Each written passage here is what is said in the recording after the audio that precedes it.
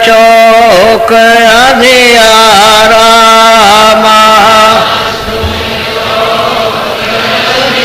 अब ये बच्चे बच्चियों 1 खरब, यानी कहने को तो 1 खरब योजन, ये लंबा मैदान है। यानी मतलब है आपको साधारण संकेत की गिनती दी है, इतना लंबा मैदान है। यानी 1 योजन का 4 कोस, तो आप सोचो कितना लंबा, यानी चौक जो सामने उसको वर्णन कर रहे हैं, इतना लंबा मैदान है। तो बताइए और कितना लंबा होगा? ये तो अब ये, और उसमें इतना इनका प्रकाश है, उसमें चौक में इतना प्रकाश है कि सुरते इसको नहीं, इसको मैदान को, इस प्रकाश को बर्दाश्त करेंगे शब्द में हो करके, तो ऊपर में जो प्रकाश है उसको नहीं बर्दाश्त कर सकेंगे, वो नहीं हो सकता। उसमें से आंखें बंद हो जाएगी, जा ही नहीं सकता। कैसे उजाला रहेगा चारों तरफ, आंख बंद हो गई, सहन नहीं कर सकेगा, इतनी रोशनी है। तो इस चौक में इतनी रोशनी है, तो बाकी तो रोशनी, और अभी तो वो बहुत दूर है। बोलो। वहाँ से जा गुफा बसना, ये सब रास्ते जो आने के थे, जो सूरतें देख रही हैं, जो आने के रास्ते और जाने के हैं, उनको बता रहे कि भाई इन रास्तों से आप गुजरे, इन्हीं रास्तों से गुजरते हुए आए हो, और इन्हीं रास्तों से जाओगे आप वापस लौट करके। कहाँ जाओगे? कि अपने अस्थाई अखंड देश में, जहाँ से आए हुए। अब यह है कि संत ही आते जाते, बाकी योगी नहीं, योगेश्वर नहीं। न वहाँ राम जा सकते हैं, न वहाँ कृष्ण जा सकते, न देवी, न देवता, न ब्रह्मा जा सकते, न विष्णु। और जो बीच में योग करने वाले वो वहाँ नहीं जाते, योगेश्वर भी नहीं जाते। ऋषि मुनि तब इनकी बात ही छोड़ो, सिवाय संतों के उधर कोई नहीं जा सकता। और संतों का पधारना 700 वर्ष के अंदर, इसके पहले रास्ता खुला ही नहीं था। 700 वर्ष के अंदर जब संत आए, तब उन्होंने ये रास्ता खोला, भेद बताया, और जीवों को धीरे से इधर से ले जाकर पहुंचाया। पहले तो कुछ उतार के ले आए कि जो उनकी भक्ति सेवा करेंगे, और उनसे जब इन पर संस्कार पड़ेगा तब फिर पहुंचाएंगे। ऐसे तो कोई छोड़ जाने वाला वहां, पहले उतार के ले आए समाज को, और जगह जगह जन्म दिलवा करके फिर उनको सबको एक जगह इकट्ठा किया, और फिर उन्होंने भाव भक्ति और अटूट सेवा उनकी की, और फिर उससे आपके ऊपर संस्कार डाले। ये असल में ऐसे कारखाने, सुरतें यहाँ की ऐसे नहीं जाग सकती, बड़ी विद्वत इन्हें संस्कार डाल करके इनको जगाएगा। और फिर यह है कि फिर उसके बाद जब एक दफे रास्ता खोल दिया, तो उस रास्ते से बहुत संत आए, और बहुत सुरतें यहाँ से वापस गई। क्योंकि आप तो अभी आए हो, आपके पहले कितने लोग आए, फिर वो चले गए, उसके पहले कितने आए। ये तो कारखाना ऐसे चल रहा है, चलता है, चलता रहेगा। आते रहो, जाते रहो, आते रहो, कौन आता कौन जाता है। अब उसको महात्मा जानते हैं कि ये आया, अब नहीं आएगा, इसको मनुष्य शरीर नहीं मिलेगा, क्योंकि ये तो अमूलक चीज है। तो जिन कर्मों से मिलता वो आपके पास एक भी नहीं है। अब तो मनुष्य शरीर कैसे मिल जाएगा? जब मनुष्य शरीर के कर्म करोगे तब मिलेगा, तो वो है नहीं। अब ये तो जब आपके पास नहीं है, तो अब गए आप लौट करके, फिर पता नहीं कब किस युग में आओगे, कितने दिन लगेंगे, तो महात्माओं को मालूम है। तो वो संस्कार डाल कर रास्ता ही बंद कर देते और जीव को मोड़ देते, तो दया करता। अब उनके पास तो सब कुछ है, तो इसलिए वो अपना संस्कार डाल लेते और जीव को फिर मोड़ करके जाए। ऐसी सुरतों को जो यहाँ की थी, उनको भी बातों को पहुंचाया। वो तो जो आई थी वो तो काम किया और लौट गई, और जो यहाँ की जगह है उनको फिर संस्कार डाल दिए। अब वो तो ऐसा संस्कार छोड़ दिए कि बहुत दिनों तक जीव जागते चले जाएंगे, ऐसा संस्कार छोड़। बोलो उसको लो। अब आप बड़े ध्यान से सुनिए, ये तो प्रार्थना हो रही थी कि धाम अपने चलो। बोलो। आरती गावे सेवक तेरा, संशय भरम ने चित कहते हैं कि ये सेवक आपका आरती जो भेद बताया, जो आपने, ये सेवक है आपकी आरती करना चाहता, आपकी भेद की आरती। क्यों कि जहां जहां आप बैठे हुए हो ये आरती करना चाहता है, लेकिन संशय जो भरम ने घेर रखा है कि ऐसा होगा कि नहीं होगा, होगा कि नहीं होगा, यही संशय और क्या। आप कहाँ है, क्या है, क्या नहीं है, ले जाएंगे कि नहीं ले जाएंगे, ले जाएंगे, ये संशय भरम और कोई संशय भरम और क्या। लेकिन ये संशय उसका है, उसका तो खत्म हो गया, उसके पास कोई संशय नहीं। जो सेवक पूछ रहा है, प्रश्न कर रहा है कि हम आरती करना चाहते हैं, उसमें कोई संशय नहीं। अब वो जो सुनते हैं, जो इधर से जगाई जाएगी उनके लिए कि इनके संशय भरम को भी मिट दीजिए, ये दया कर दीजिए, कृपा कर दीजिए, क्योंकि इन्हीं ने तो घेर रखा, यही तो उधर जाने नहीं देती, तरह तरह की शंका संशय पैदा हो जाता है। तो इसके बंधन से निकाल दीजिए, इसके कोटे से, इसका घेरा है कोट, उससे निकाल के अलग कर दीजिए, तो कोई संशय भरम न हो, सीधे ईश्वर चली चले।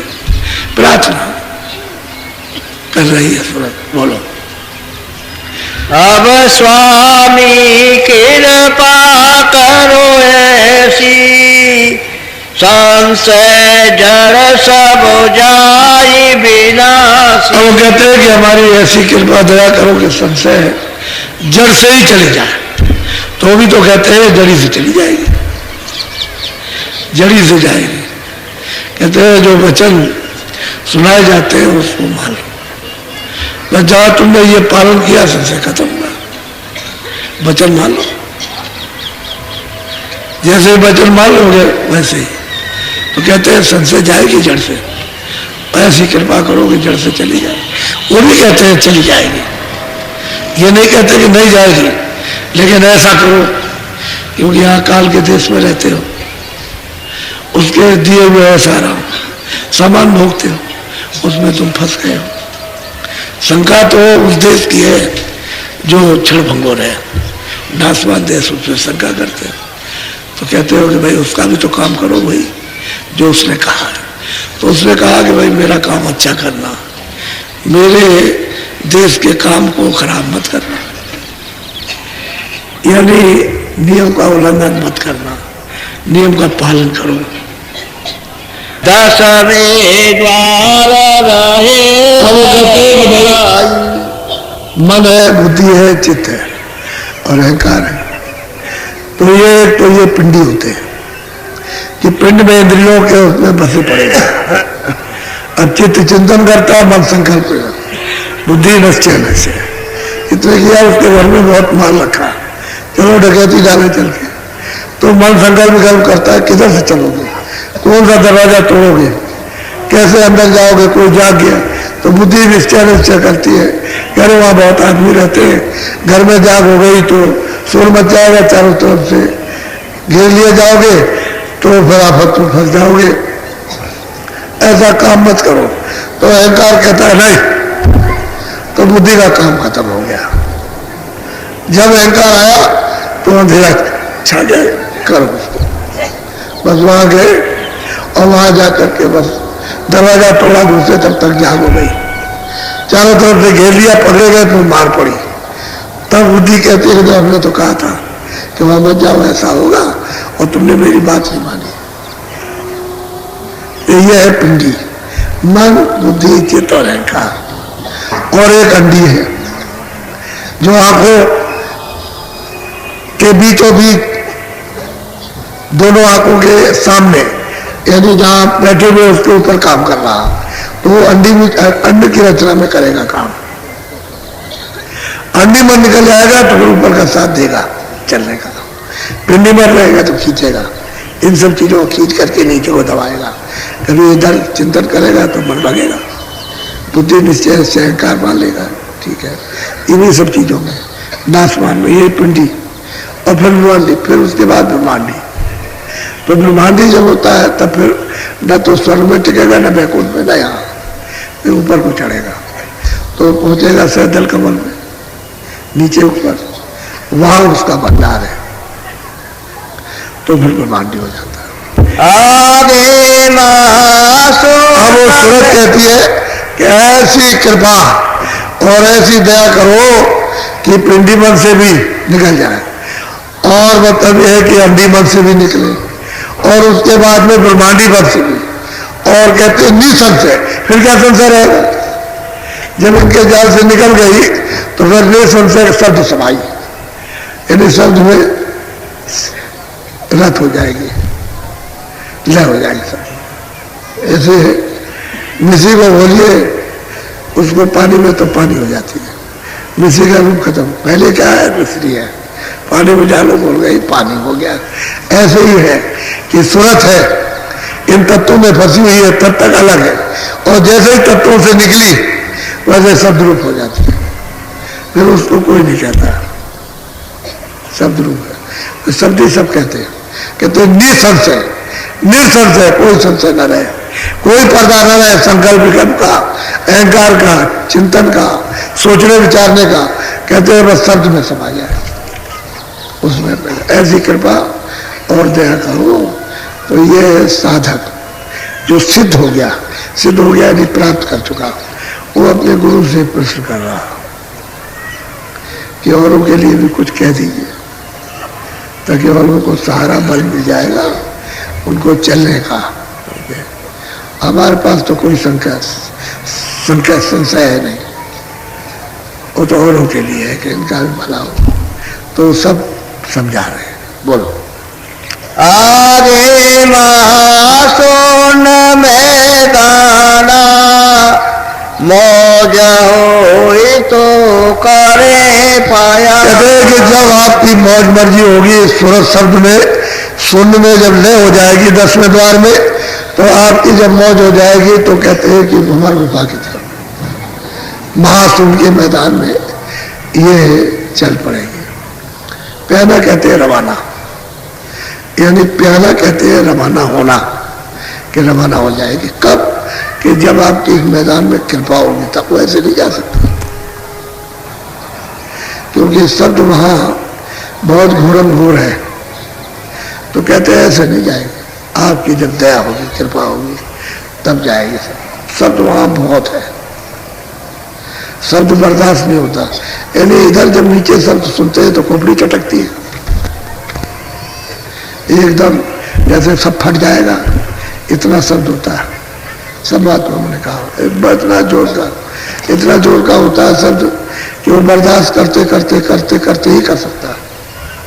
जब गुरु की कृपा रहती है तो बर्दाश्त होता है, नहीं कोई करना नहीं चाहता। ये लोग बैठे इनमें से जब किसी को शब्द आता है तो कहते हैं इतनी चोट पड़ती है कि हमसे साधन नहीं होगा, हम भजन नहीं कर सकते, हम नहीं कर सकते भजन, हमसे बर्दाश्त नहीं होता, हम तो पागल हो गए।